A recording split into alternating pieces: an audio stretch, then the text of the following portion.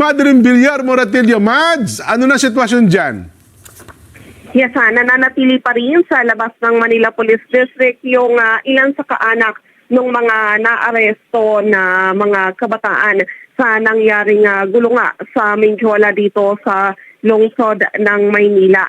Ang iginigiit ng ilang sa mga nakausap natin, yung isa, tatay siya, yung anak niya ay 17 years old at naaresto kahapon. Sabi niya, hindi naman daw kasama sa mga nanggugulo yung anak niya. Katunayan, hindi rin daw ito kasali sa nagrarally, kundi nandun lang sa gilid kasama yung ilang kaibigan para manood nung ginagawang rally. Kaya lang, nagulat siya na hindi na nakauwi yung anak niya at may nagbalita sa kanya kagabi na kasama daw yung anak niya sa mga naaresto. Tinanong ko ako ano yung suot ng anak niya.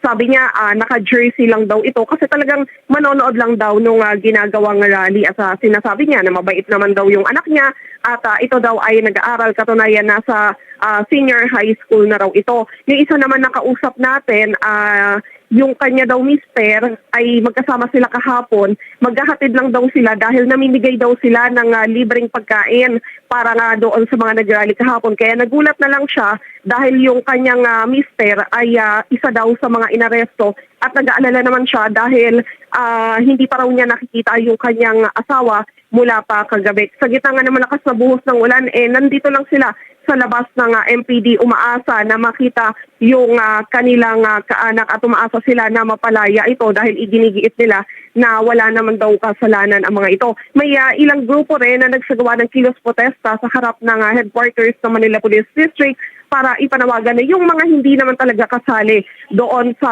mga nanggulo, palayain na sapagkat iginigiit din nila na hindi raw lahat ng naaresto kahapon talaga namang kasama doon sa mga nanggulo. Yung iba napagkamalan na lamang daw. Yung MPD naghanda rin naman sila sapagkat siguro nadalanan sa nangyari kahapon.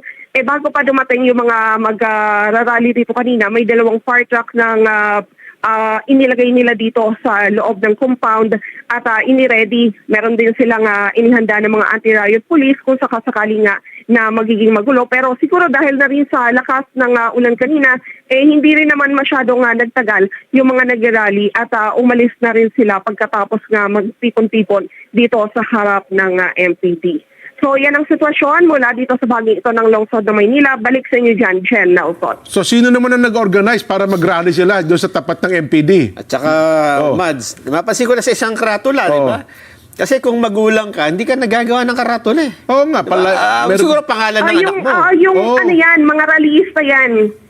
Yung merong placard. Yung nasa pinakalikuran, na ano, yan yung nasa harap, yun yung mga ano yan, rallyista yan na nananawagan na yung mga hindi naman daw talaga kasama. Kasi yung iba daw sa mga naresto, lehitimo daw na nag-rally lang kahapon. Kasi so meron pang placard na rallyista, biktima, kapulisan, pasista.